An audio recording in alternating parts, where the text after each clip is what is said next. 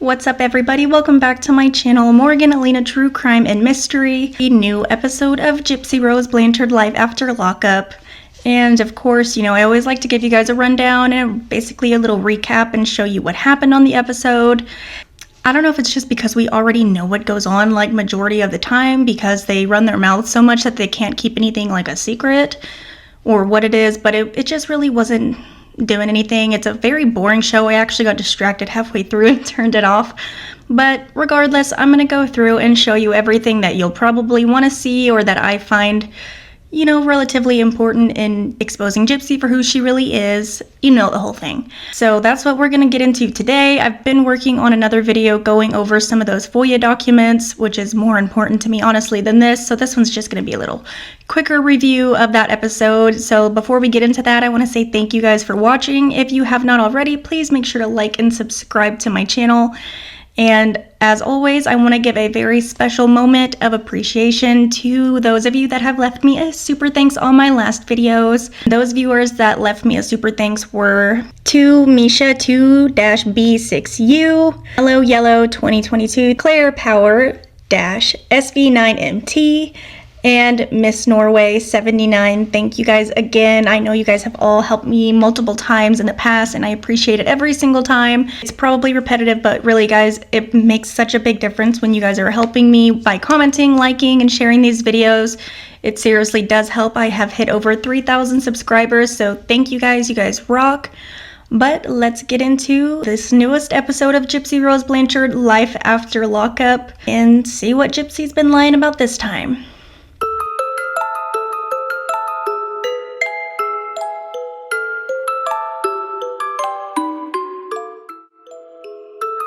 So this episode is basically picking up right before Gypsy went to go speak to the University of San Francisco. If you guys remember back, what was it, like October-ish, whenever her and Ken went to go talk to that college, and then they also went on a talk show, I believe, at that same time. Right. That was something that many people didn't know. I was wondering, at the time that the murder of your mother happened, were you under the influence of the painkillers? Were you high? Did that influence what occurred that night? I was during that week abusing painkillers. However, that was not something that affected my mental state at that time. Interesting. I was on a bunch of medications, and I know that's no excuse, but on Xanax, I felt like I had no emotion, and I wasn't thinking right. For whatever reason, Gypsy gets special treatment unlike anybody else that is on parole or probation. She always gets expressed permission to go wherever she wants to go and do whatever she wants to do, pretending that it's work. It's just honestly ridiculous, the special treatment that she gets, but it also kind of made a little bit more sense because someone else joined them on this trip that I found a little bit odd. Big opportunity, so I got a travel permit to go to California. Okay. Have you seen my belt? No? You know where my boots are? My boots. Check your closet. Okay. I don't know how he lived before me. I definitely think that I'm going to be the organized one, which I'm learning is just something, I guess, that's universal about men. Not the stereotype. Are you ready? This is the only time that I can really have to put my best foot forward with something like this before bringing a child into the world and having my focus shift yet again. Did you notice the way that Gypsy Rose, whenever she's speaking about going on this trip, says, I'm going to have to shift my focus yet again? Obviously she's having a baby. But the way that she phrased that, it was almost like pretending that she didn't have the literal choice to have the child and get pregnant purposely. The way she's saying that is like it's an inconvenience to her. It's not like anything like exciting, like I know things are going to change, but I'm so excited. It's more like, God, this is going to be such a pain in the butt. I'm not going to get to do whatever I want to do anymore. This is such a huge inconvenience to my life. It's going to stop all these plans that I had yet again. The way that she phrased that was a little bit interesting to me. And I think it really just shows that she didn't really want the baby. She wanted to trap Ken.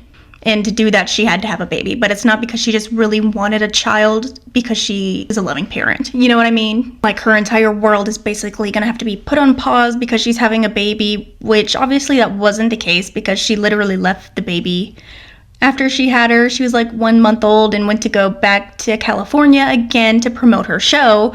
So, I mean, it's not really stopped her from doing anything, but I just thought it was a little bit interesting the way that she phrased it as like a burden, almost like, this baby just had to show up, now it's gonna get in my way, I can't do what I want to do, type of thing. But that might just be me interpreting it that way. I am Gypsy's manager.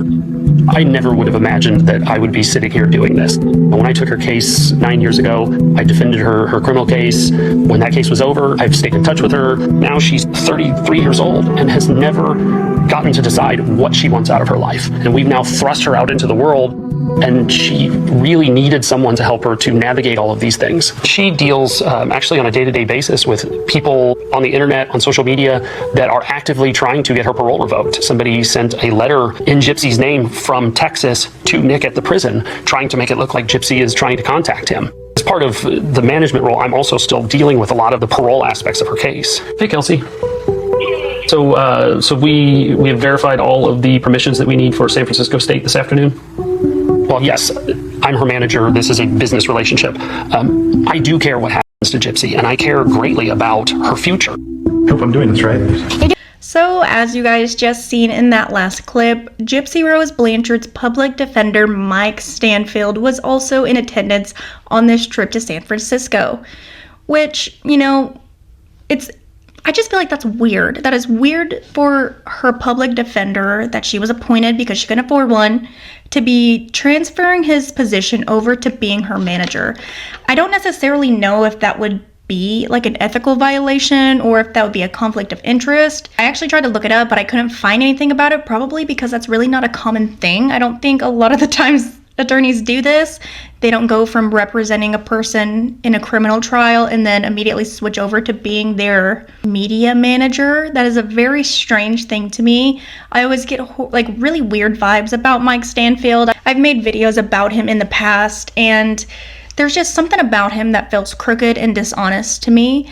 He gives off this vibe that is, well, obviously we know he's lied multiple times. Like, even in the documentary, Mommy, Dead and Dearest, he was telling blatant lies and just sitting there talking to Rod and Christy, saying these things, like he would purposely misphrase things. Talking to the doctor here, and she's talking about how she has mental and developmental delays, needs assistance. Apparently, while holding her hands over Gypsy's ears so as not to offend history of mental retardation, 7-year-old level per mom. And so this was the one time where a doctor actually put in the record that Dee Dee's got her hands over Gypsy's ears. So Gypsy can't even hear what mom is telling the doctor. Then we get into the family history. The family history changed depending on what doctor she was at. Mm-hmm. You'll notice here, there's not a good history. She ends up going to the that moment whenever he said that Dee Dee covered Gypsy's ears as if not to offend her, whenever she called her basically intellectually delayed. But that was not actually what the record said. What the record said was that she put her hands over her ears whenever she was calling Gypsy clumsy. Those are two entirely different things. That can be taken completely different than what he made it out to be, but instead he wants to do it like, oh, Dee Dee was keeping this information from Gypsy, saying that she was mentally delayed by keeping her hands over her ears as if to not offend, when it was really Dee Dee was calling Gypsy clumsy as if to not offend, and probably in a more playful manner. So little things that he's lying about, I feel like it's wrong. It should be, it feels unethical to me. It feels like he's crossing some sort of boundary that he shouldn't be. And I always felt that he obviously misled the prosecution. There was a lot of records and a lot of evidence to go through in this case. And I think the prosecution, whenever Mike Stanfield went to go meet him to have the plea deal negotiated, he misled that attorney, which that's their fault for feeling that they couldn't prosecute the case. Because that's really what it boiled down to. It was political as well, but I don't think that they felt that they could win the case for all 12 jurors to convict Gypsy. I think they thought that the images and Gypsy's appearance would sway at least one juror. And I think that's really why they negotiated that plea deal. I think he misled a lot of the information, and maybe at that point the prosecutor had not even had enough time to go through it all, but just presenting this stuff with him saying like, hey, we've got a really good defense here. And we know that they went into the media and they were trying to get little feelers out to see how the public was reacting. There's screenshots of that throughout, the internet that you can see from Mike Stanfield's office whenever they were first representing Gypsy. We know that they pushed out all these documentaries, the Dr. Phil, and all these things that were going out and going forward, Mommy Dead and Dearest especially, before any of that was even negotiated, trying to sway the public, get that narrative out into the public, which ultimately ended up leading to Nick not getting a fair trial, which I'm going to touch on that in another video because that's something I'm going to get into in depth by itself. But Mike Stanfield just gives me a strange vibe, and he's sitting there lying, saying that, oh, they actively try to get Gypsy's parole revoked. Nobody is just calling and making things up to get Gypsy's parole revoked. Gypsy has had multiple parole violations, or what would qualify as a violation, and has not gotten in trouble. If anybody's calling, it's typically stuff about that. I mean, personally, I've never called, I never would, just don't care enough, but I sincerely doubt that somebody wrote a fake letter from Texas to Nick John to try to get Gypsy thrown back in prison. Which, interestingly enough, didn't Ken live in Texas at some point? And if you guys remember correctly, that whole strange conversation that Bree was having with Gypsy whenever she was telling her to lie to the parole officer so that she wouldn't get caught trying to talk to other inmates, which would be a violation of her parole. Right. Like, that nobody was supposed to hear, but, I mean, they don't know what it's about, and if they did hear it, but it's basically me saying a lie about something, because people keep reporting her to this girl that she knows, Amelia, the one that's in prison, like her girlfriend or whatever she is supposedly supposed to go on more and reveal, like, some secrets that from Gypsy, and she's nervous about one thing, which I don't state in the live, but that fucking stupid ass had started it, and I wasn't even thinking, and oh my God, just please make sure, like, I don't know how to edit it out, so I'm just trusting you. I mean, I know you're not gonna put it out there. I mean, it doesn't say what the context is about, but it talks about, like, anyway, she'll hear it, but just...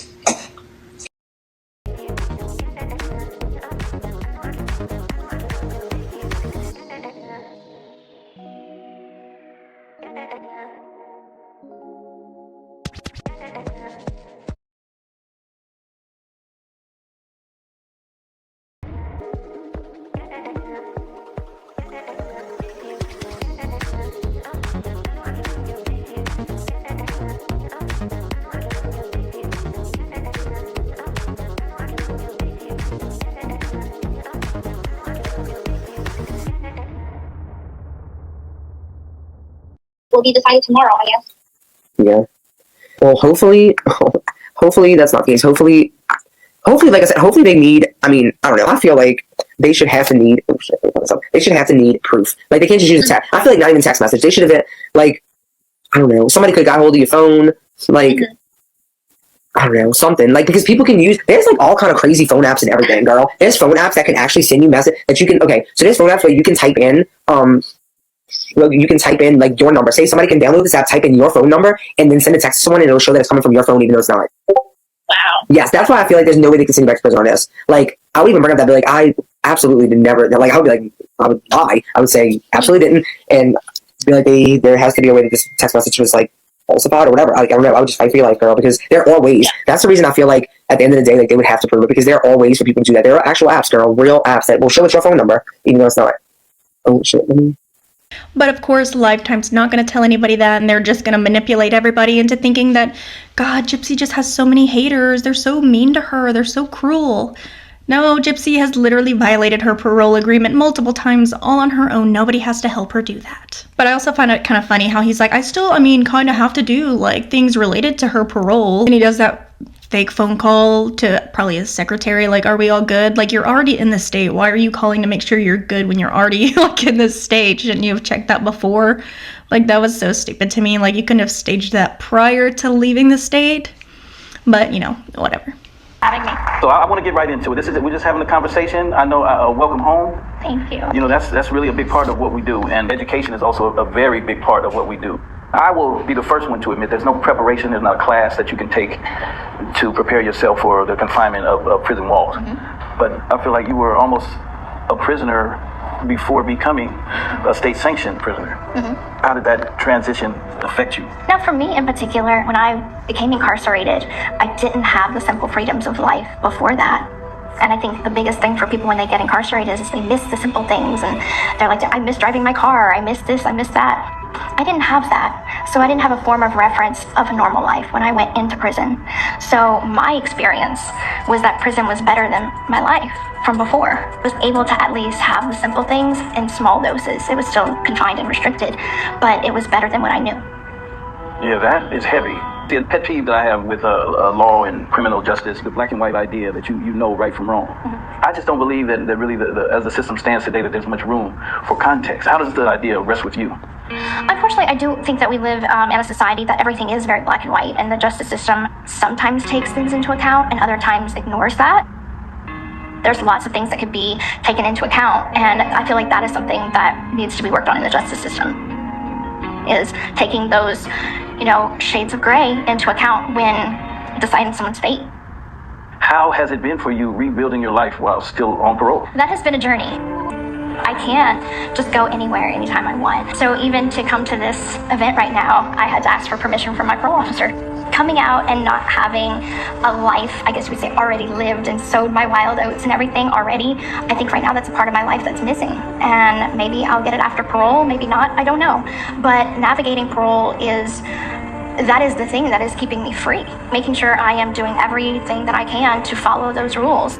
I still remember when Gypsy walked into the attorney-client room. So then fast forward, we're at the San Francisco University college thing where she's doing her little public speaking thing about an organization that helps people that have been formerly incarcerated, doing like transitional activities and stuff, which I think that's great that, that organization does that. I think it's a shame that they had somebody like Gypsy there talking to college students.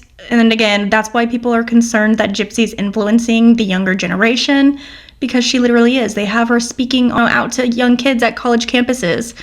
I think she felt unprepared. She's just not somebody that should be asked at this point in time. I mean, she had just recently gotten out and she had been thrown into the spotlight, as she likes to say, like she didn't actively put herself in that position. It just happened to her, even though that's literally not what happened at all. And obviously she had the ability to rehearse her questions because she was going through them and asking Ken what he thought, and it was all seemed very surface level. It didn't seem genuine to me. Even her answering the questions, she could not have been more unprepared for this. And I think it's because she doesn't really care about what she's saying. This is not really anything that actually matters to her.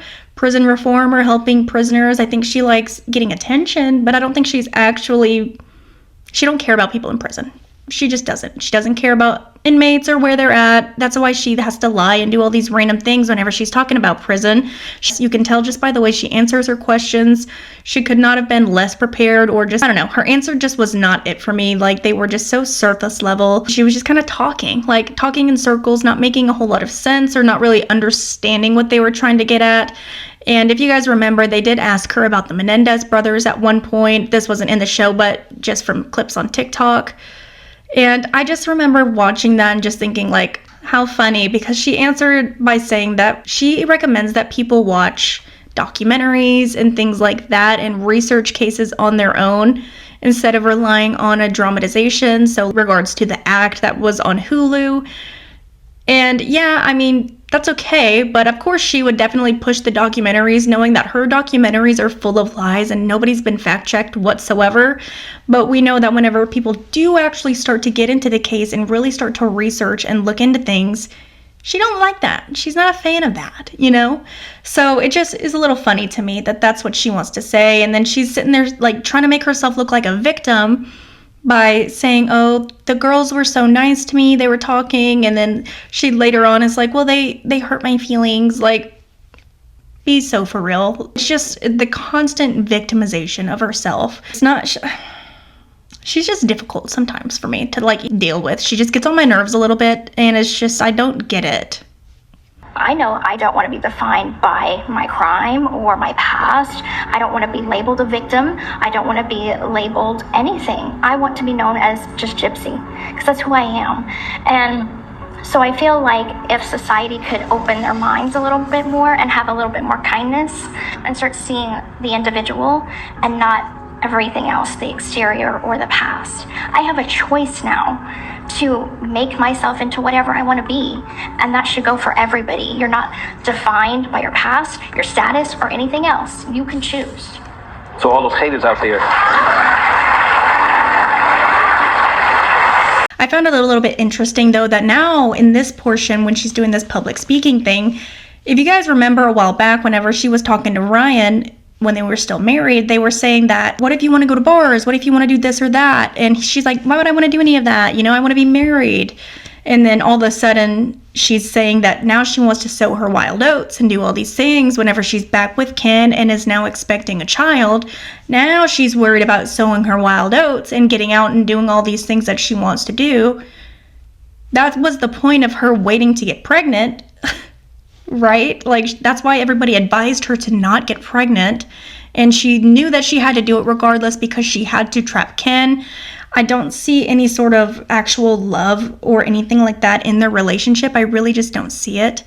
But, you know, I just found it a little bit interesting that now she's talking about wanting to sow her wild oats, which obviously we can kind of see that she has. She's been going to the Post Malone concert and going out all night, but I think that's something that you do. Not that you can't have fun whenever you have a child, but if you're wanting to sow your wild oats, you don't do that while you're pregnant and a new baby. At that point, you have to switch and settle down. Like, that's how I feel. Of course, that's just my opinion. But with Gypsy saying that she's not sowed her wild oats yet, we know how she acted. I mean, we've got the evidence and we've got the information about how she acted.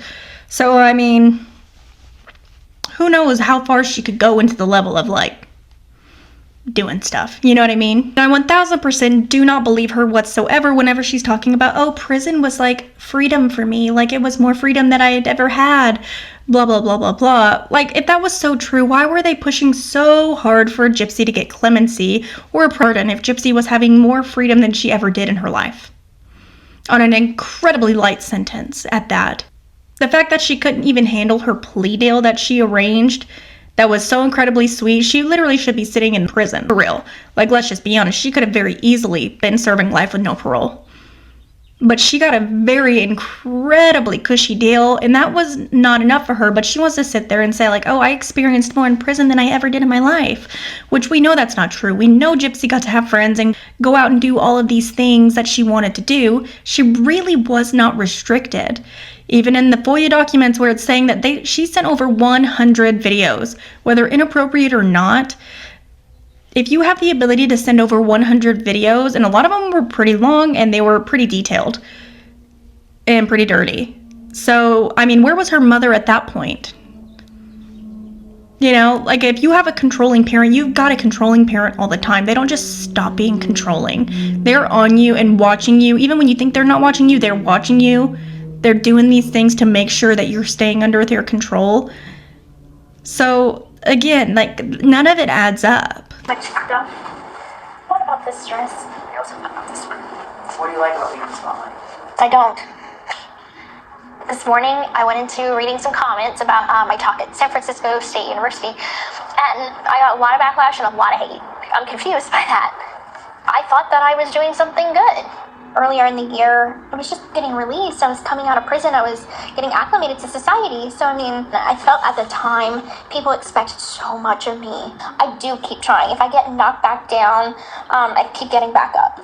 And so I'm making baby steps while also prioritizing my own personal life. Let me see you. Wow, look at you. I have 2 dresses. God, like, I've never actually seen, like... How pregnant I am? Yeah, because you're always wearing, like, tight shirts. I can see the baby now. It's so hard not to walk ahead of you. I know.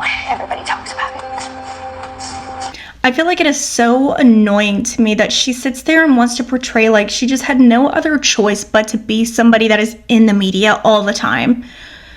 As if she literally had no other option than going on multiple documentaries, interview after interview after interview. She made sure to be in one like every single year. And that is literally her choice. Nobody was forcing her to do that.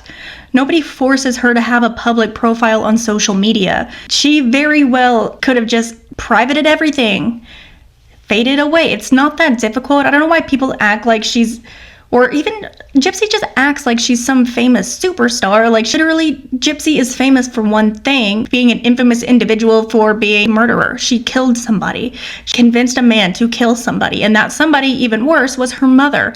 That is the only reason why people know who she is or that she even exists. This is not something that, like, it irks me to no end. She wants to sit there and complain, like, I just wish some days I wasn't Gypsy Rose. Like, you know what? We wish you weren't Gypsy Rose either, because you are so annoying and just ridiculous with some of the crap that she says. I know in another interview that I saw actually on Reddit that somebody had posted where she was sitting there saying that telling her story was a selfless act. I don't know if you guys have seen that. I'm going to put that in really quick for you guys. Newfound fame. You're huge on TikTok. You're going to red carpet events. You've got your own show. You're hanging out with the Kardashians. Do you think it's right that you've taken your newfound fame so enthusiastically? I wouldn't say enthusiastically. I think that this was sort of put on me before I even got out of prison. I think my story had reached a lot of people. And so I came out into society not really expecting the level of fame that was around me. And it's like, sharing my story was a very selfless thing that I feel like I'm doing, and there was never any intentions of wanting the fame aspect of it. As for the Kardashians, that was to talk about prison reform. So again, another selfless act that was not for any attention, but to highlight what prisoners go through on a daily basis. She and I are similar in the ways of labels get put on her, labels get put on me, and try and shy away from it. Sometimes, on a daily, I'm kind of like, I just want to be normal. And I'm finding that, my life is not normal. And finding that little bit of normal in my everyday life is a challenge. And I tread. Some people might hide from the spotlight, but you're going in a different direction. Sometimes I kind of feel like I have no choice. What do you mean by that? Certainly you have choice. You don't have to post. No, I don't. But I think that with social media is concerned, I think that I wanted to be like everyone else and have that right of freedom to have social media and interact with my friends online. I had no idea that I would have 9.8 million followers. Isn't that just like, for one, that's crazy to me that she considers her going on these documentaries and telling her story as a selfless act. That is very bizarre to me. If that is what she considers selfless, there you have it. That is why she is one of the most selfish individuals probably to exist. Let's just be honest. If that is what you consider to be a selfless act, what are you talking about? Girl does not even know the definition of what it means to be selfless. To give without benefiting directly, I'm sorry, that is not a selfless act whenever you are the literal sole beneficiary of all the benefits of all the things. There's nothing selfless about her being on a Lifetime TV show whatsoever. And the fact that she can even sit there and say that is just crazy to me. Like, they're really trying to pass off this narrative that, oh, these content creators are so hard on Gypsy and that it's just so hard on her. If you want to have a bad day, read comments about you online, blah, blah, blah, blah, blah. Like, there's plenty of people out there that get rude comments wrote on their videos. It's not that big of a deal, but she wants to be the continual victim. And that's the narcissistic side of her. She has to always be in this victim mentality because she wants that attention. So she very easily can make everything private. And the victimization. But no, she is a perpetual victim. Wants people to feel bad for her when she literally is the cause of her own issue. Nobody is going out of their way to find Gypsy Rose, right? Gypsy just happens to be at certain points, but she wants to act like she just can't even go outside without people harassing her. It's unrealistic that she just really believes that she is some type of celebrity. And that's just, I think she really down to her core believes that she just is famous just because of she's a hero and she's a survivor. And it's not because she's an infamous murderer. But again, it also doesn't help that the media is constantly pushing a false narrative out to people and pushing her lies and helping her to believe this delusion. You okay? Mm-hmm.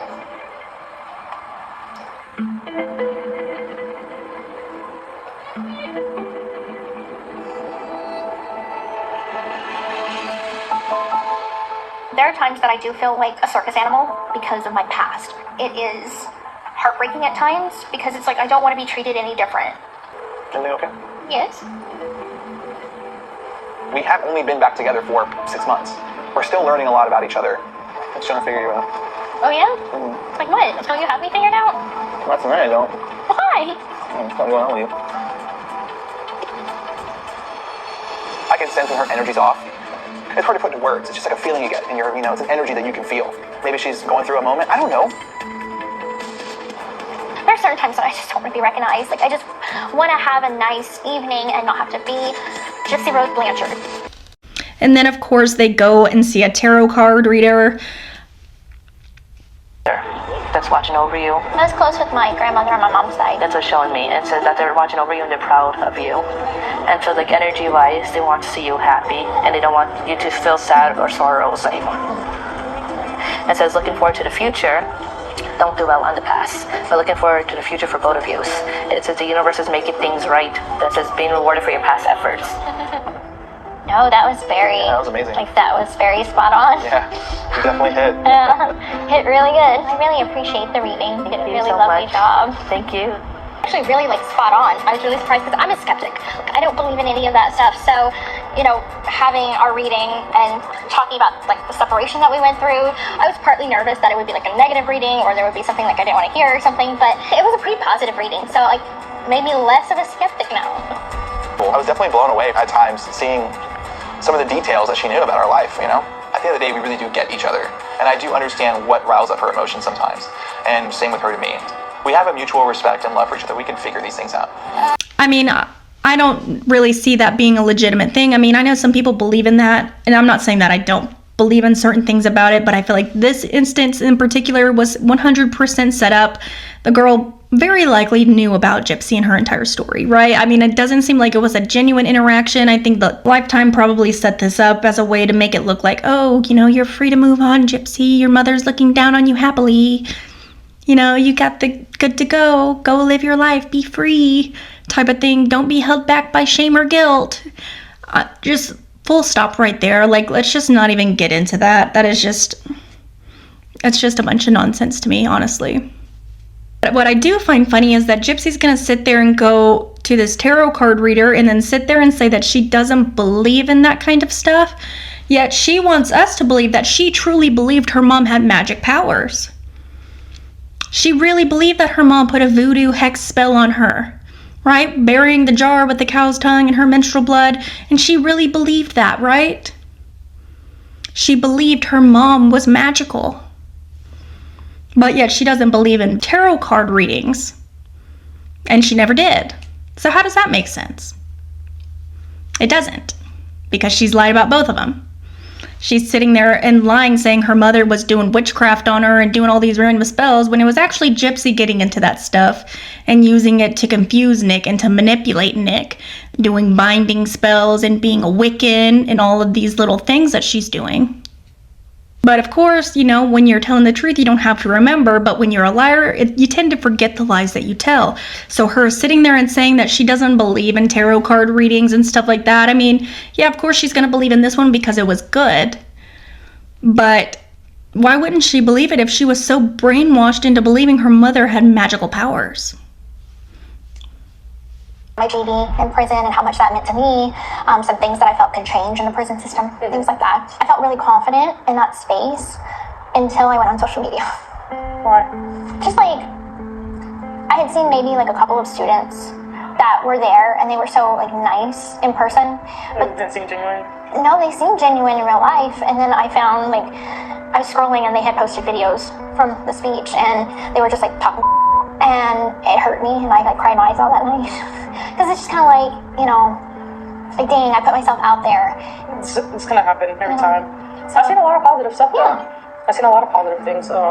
It popped up on my For You page and I was like, oh, what is this? And I read in the comments and they were good. I got so much backlash over like what I wore. Some people were very like, I hate that, and some people were like, I love that. Really? So, yeah. Well, don't mind hate, like, isn't gonna stop. It's not gonna go away.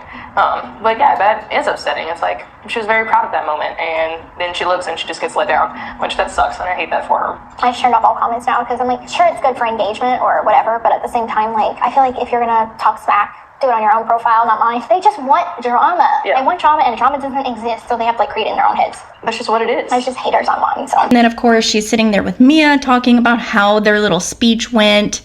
And of course, she's got to bring up to Mia that her feelings were hurt because the girls that she met in person were so nice and so kind to her, which if it's the girls that they showed, they weren't really unkind whenever they did post TikTok videos about it. I don't know if you guys remember watching that or not. I'll play a couple clips for you. Ariana, what are you doing here? I hope she plays Hot to Go. This is Gypsy Rose Blanchard. But they weren't like mean. It was kind of like a joke. It's like a trending sound that people will do. Ariana, what are you doing here? Like, you know, stuff like that. It's not like they're making fun of her. But of course she has to be, again, the victim in every single scenario. So people will feel bad for her. And I think Mia seems kind of fed up. This whole lunch seemed kind of weird to me. It seemed very uncomfortable to me. And I don't think that's something that they do very often. And I'm sure that Mia is very well aware that Gypsy is incredibly jealous of her. And I think Gypsy in some way wants to like be Mia or emulate Mia's position to Rod. The whole thing was just weird to me and it was just boring. Then of course we're going to go into the whole stalking drive-by situation where Christy's out of town and Gypsy's calling and saying there's a TikToker driving the house and basically harassing her. She's scared. She can't defend herself, as if she didn't literally cause her mom's life to be ended and didn't attempt murder on her before that. But yeah, totally defenseless. Gypsy doesn't know karate or whatever she said. My dad and Christy are visiting Christy's dad in Texas, so they're out of the state right now. Last night I had called Ken and I let him know that a friend of mine let me know that one of the hater content creators that's on TikTok was driving up and down my street on a live stream. And she was showing the house, hoping that me, Ken, Christy, Dad would come out and she would see us or whatever. And that just made me very uncomfortable. Like, I was not even like aware. Like, I was in my room, I was nesting, putting things together for the, my room/nursery.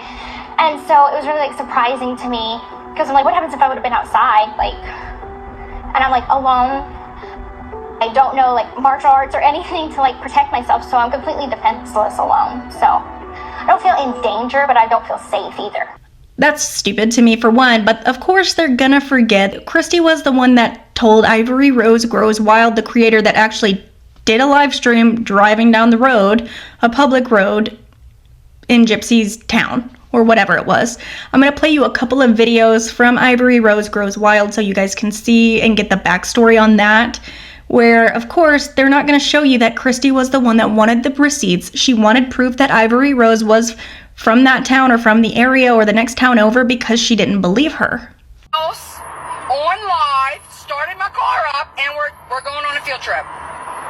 Because I'm so fucking tired of them acting like I don't know what the fuck I'm saying, or I'm not from here, or I don't have connections here. I'm not fucking showing y'all right the fuck now. She just doesn't want y'all to listen to what I'm fucking saying because it would blow their fucking story out the fucking water. All the history here, everybody knows who these people are. So right there in the video, that was the actual clip from the live of me going down there. You can hear me saying and talking about Rusty saying that I don't live there. She wants receipts. I'm about to show her. Never brought up Gypsy's name or anything. Krusty asked me for those receipts. Did you forget? Let me show you that clip. Oh, and by the way, you can also tell that nobody else was in my car. You can't hear nobody and you can see the back seat. So what are you fucking talking about? Let me show you the clip. Show me the receipts. That's what I gotta tell her because she said she lived in the next town from me. No, she does not. See?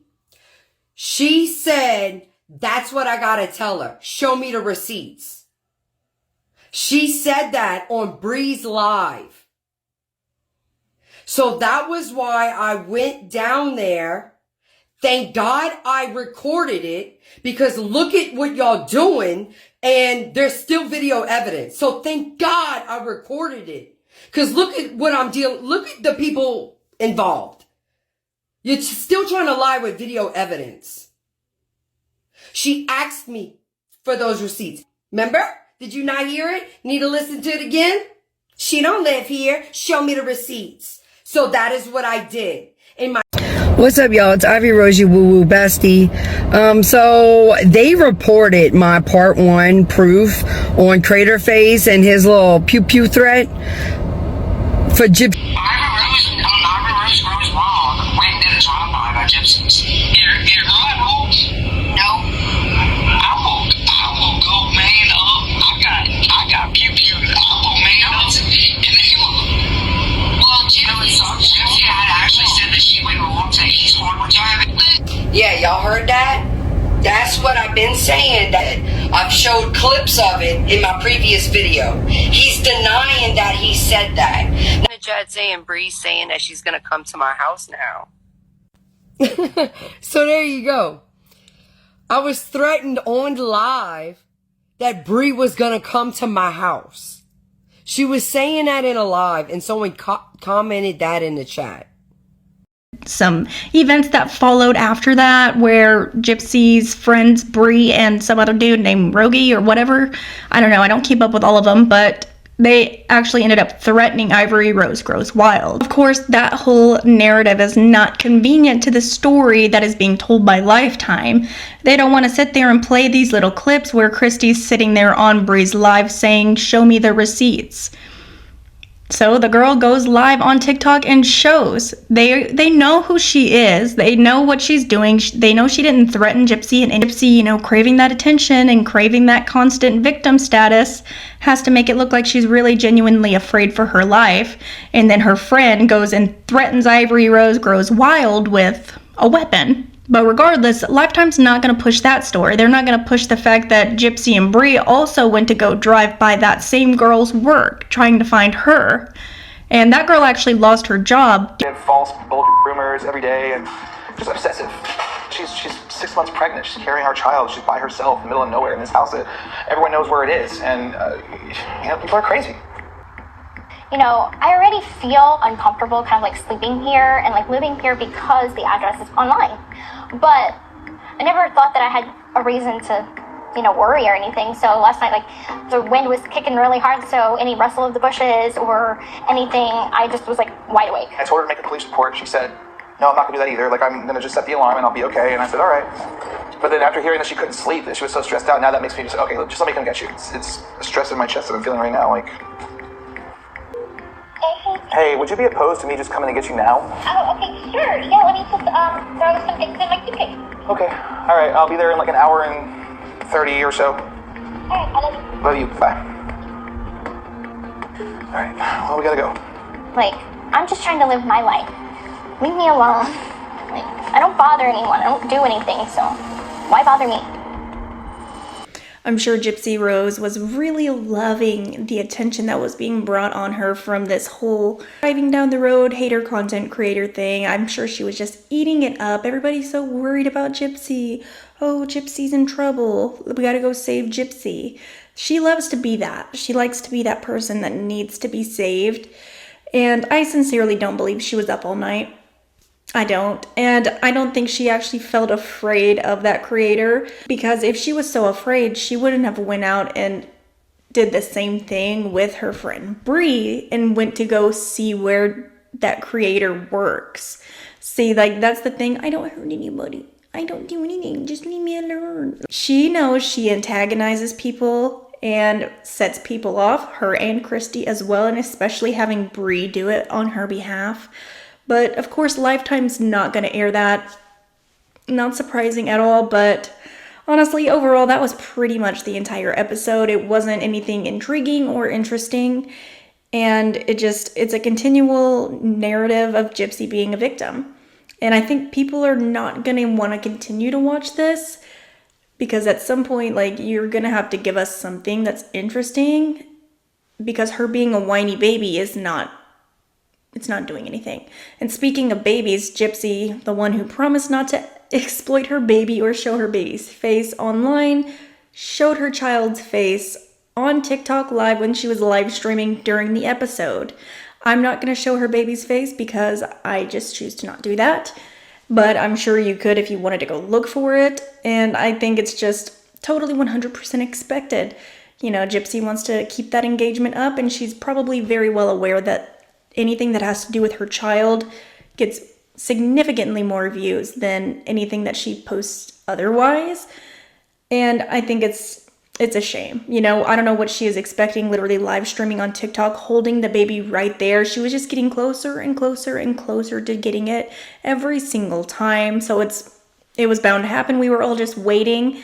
And I'm sure she probably got a lot of gifts on TikTok during that live stream when everybody saw the baby's face. So I hope that was worth it to her, going back on her word and exposing her child whenever she said she wasn't going to. But you know, it is what it is. But that was pretty much the entire episode, or at least the highlight points of it that you may or may not have wanted to see. It was overall just pretty boring. I got distracted multiple times throughout, and it wasn't anything that was... There was no drama in it whatsoever, and these shows, like reality shows, are typically full of whether real or manufactured drama, so it's a little bit of disappointing from like a reality TV standpoint. But you know, as always, I want to know what you guys think about this, or what Gypsy Rose did in this last episode. What are your thoughts on her whole being stalked by a content creator, or her showing her baby's face online? Let me know what you guys thought about all of this down below in the comments. And again, if you would like to support me and my channel, please feel free to like and share this video, and don't forget to hit that subscribe button. It really helps. And thank you again for helping me get to 3,000 subscribers. Thank you very much. I really, really appreciate each of you guys.